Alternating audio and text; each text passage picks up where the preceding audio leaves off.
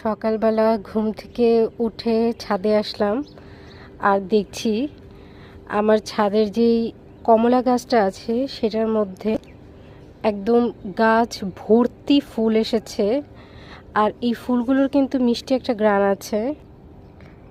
এর থেকে স্বর্গীয় সুখ আর যে কি হতে পারে বলেন। আমার কমলা গাছে কিন্তু কমলাও আছে। আর এখন কিন্তু আগস্ট মাস চলছে আর গাছটিতে একদম ফুলে ভরে গেছে।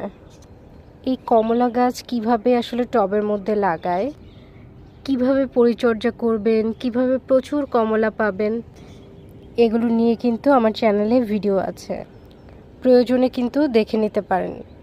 এছাড়া লেবু গাছ নিয়েও কিন্তু আমার চ্যানেলে ভিডিও পেয়ে যাবেন।